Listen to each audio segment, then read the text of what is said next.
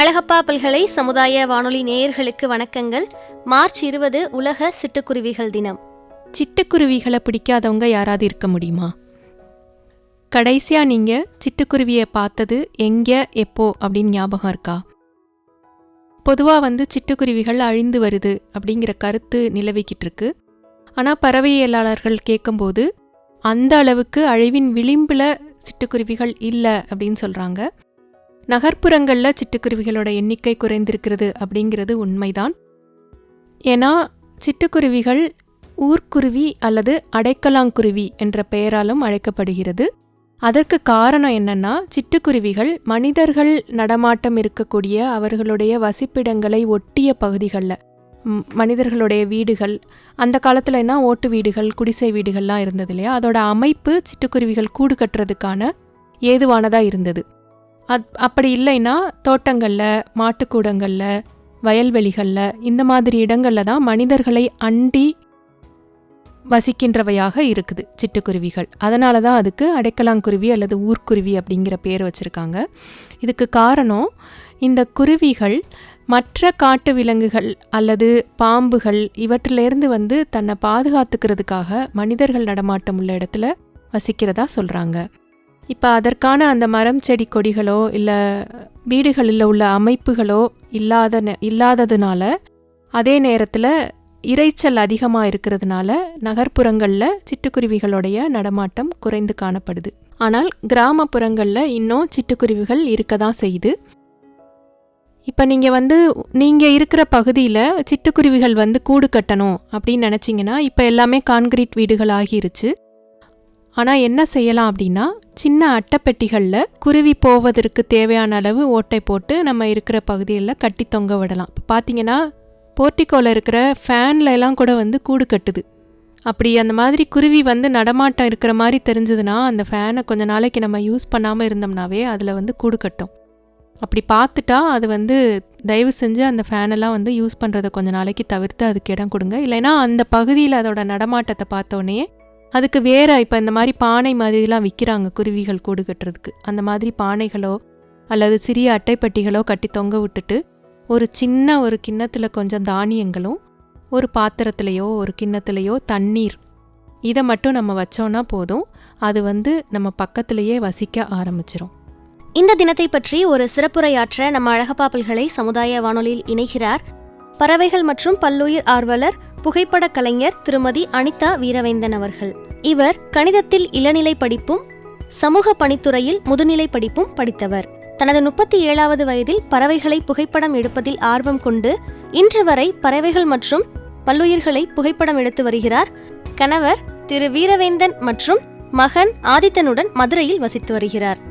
தற்போது நம் அழகப்பா பல்கலை சமுதாய வானொலியில் சிட்டுக்குருவிகளை பற்றி பேச இணைகிறார். அழகப்பா பல்கலை சமுதாய வானொலி நேயர்களுக்கு என் வணக்கங்கள். என் பெயர் அனிதா வீரவேந்தன். நான் கடந்த 4 வருடங்களாக பறவை நோக்குதலிலும் பறவைகள் மற்றும் பல்லுயிர்களை படம் பிடிப்பதிலும் ஈடுபட்டு வருகிறேன். இன்று சிட்டுக்குருவிகள் பற்றி உங்களிடம் பேசுவதில் பெருமகிழ்ச்சி கொள்கிறேன். நம்மில் பெரும்பாலானவர்களுக்கு சிட்டுக்குருவிகள் பிற பறவைகளை விட கொஞ்சம் ஸ்பெஷல் தான். சிறு வயதிலிருந்தே நம் வீட்டின் அருகிலேயே பார்த்து பழக்கப்பட்டவை. நம் அன்றாட வாழ்வின் ஒரு அங்கமாக இருந்த பறவைகளில் சிட்டுக்குருவி முக்கியமானது. அவை கூட்டமாக சுற்றித் திரிவதையும், கூரைக்கும் முற்றத்துக்குமாக சிறகடித்து பறப்பதையும், சிதறி கிடக்கும் அரிசி மற்றும் தானியங்களை தத்தி தத்தி பறந்து கொத்தி கொத்தி சாப்பிடுவதையும் கண்டு ரசித்திருக்கிறோம். சங்க இலக்கியங்களிலும் பாரதியார் பாடல்களிலும் சிட்டுக்குருவி வர்ணிக்கப்பட்டிருக்கிறது. குறுந்தொகையில் குறிப்பிடப்படும் மனையுரை குறியி என்பது சிட்டுக்குருவியாகத்தான் இருக்கக்கூடும் என்பது அறிஞர்கள் கருத்து. சிட்டுக்குருவியை குறிப்பிடும் திரைப்பாடல்களும் பல இருக்கின்றன. இப்படி நம் இலக்கியங்களிலும் அன்றாட வாழ்விலும் கலந்திருப்பவை சிட்டுக்குருவிகள். இவ்வளவு சிறப்பு வாய்ந்த சிட்டுக்குருவிகளுக்காக ஆண்டுதோறும் மார்ச் 20ஆம் தேதி உலகெங்கும் உலக சிட்டுக்குருவிகள் நாள் கொண்டாடப்படுகிறது. சிட்டுக்குருவிகளின் எண்ணிக்கை அண்மை காலங்களில் குறைந்து வருவதாலும், நாள்தோறும் தமது வாழ்வுக்காக அவை எதிர்நோக்கும் பிரச்சனைகளை எடுத்து கூறி அதன் மூலம் மக்களுக்கு ஒரு விழிப்புணர்வு ஏற்படுத்த வேண்டும் என்பதாலும் நேச்சர் ஃபாரெவர் சொசைட்டி என்ற அமைப்பை தோற்றுவித்து முகமது திலாவர் என்பவரால் 2010 மார்ச் 20 இருந்து உலக சிட்டுக்குருவிகள் நாள் கொண்டாட்டம் ஆரம்பித்து வைக்கப்பட்டது. அது சிறிது சிறிதாக பரவி இப்போது பல நாடுகளில் உள்ள இயற்கை ஆர்வலர்கள் இதை கொண்டாடி வருகிறார்கள். ஒவ்வொரு ஆண்டும் மார்ச் மாதம் பத்திரிகைகளில் இடம்பெறும் செய்தி சிட்டுக்குருவிகள் அழிந்து வருகின்றன என்றும் அதற்கான முக்கிய காரணங்கள் நகரமயமாதல், செல்போன் டவரிலிருந்து வரும் மின்காந்த அலைகள் என்றும், எனவே அவற்றை பாதுகாக்க வேண்டும் என்றெல்லாம் அக்கட்டுரைகளில் சொல்லப்பட்டிருக்கும். இதெல்லாம் எந்த அளவிற்கு உண்மை?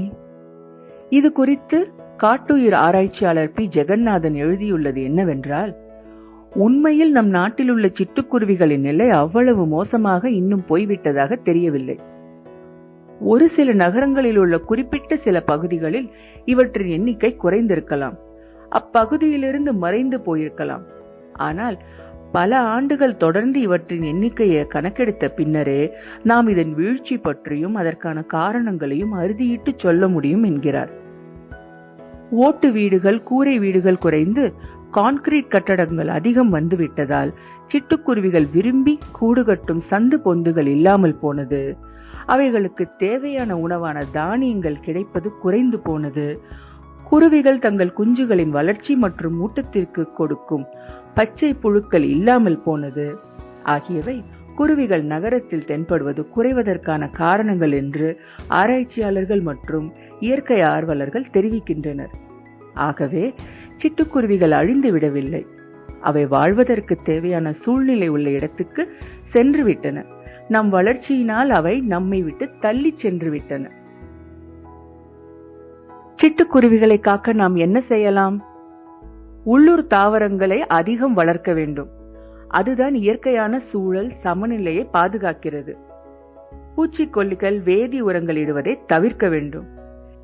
இவை நுண்ணுயிர்கள், நன்மை செய்யும் பூச்சிகள், புழுக்களை அழிக்கின்றன. சிட்டுக்குருவிகளை இது பாதிக்கிறது.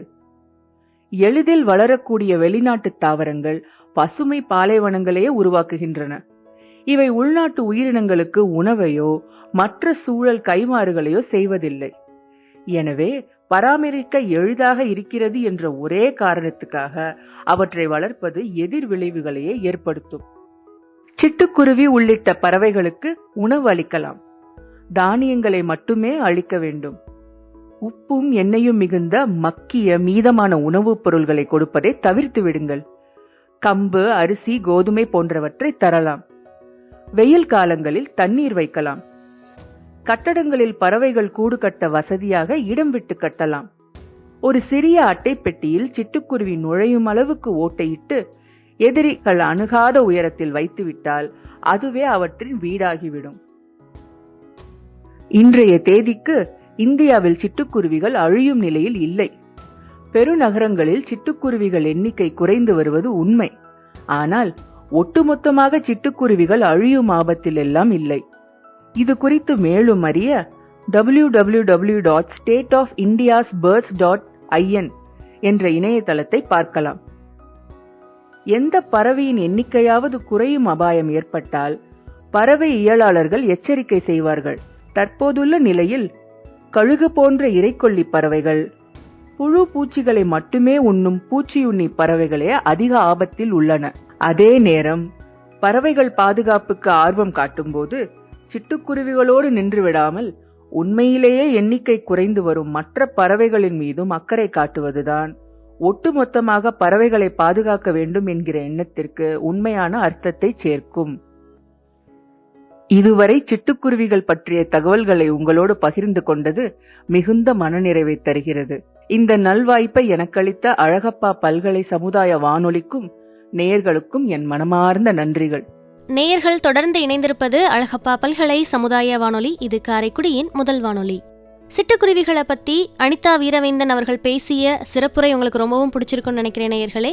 இந்த நிகழ்ச்சி உங்களுக்கு ரொம்ப பிடிச்சிருந்துச்சுன்னா மறக்காம நம்ம அழகப்பா பல்கலை சமுதாய வானொலியின் மின்னஞ்சல் முகவரிக்கு உங்களுடைய கருத்துக்கள் அனுப்பலாம். கருத்துக்கள் அனுப்ப வேண்டிய மின்னஞ்சல் முகவரி kamradio@alagappauniversity.ac.in. இந்த நிகழ்ச்சியை கேட்டுட்டு இருக்க நேயர்களுக்கும் உங்க வீட்டை சுத்தி சிட்டுக்குருவிகள் எல்லாம் வரணும்னு ஆசைப்படுறீங்களா? அப்போ உங்க வீட்டை சுத்தி இருக்கக்கூடிய கொஞ்சோண்டு இடத்துல ஒரு 4 செடியோ இல்ல ஒரு 2 மரமோ நீங்க வளர்த்தீங்கன்னா அதுல ரசாயன உரங்களோ இல்ல பூச்சிக்கொல்லி மருந்துகளோ பயன்படுத்தாம இருந்தா கண்டிப்பா அங்கேயும் இந்த சிங்கார சிட்டுகள் கூடு கட்டும். நன்றி நேயர்களே.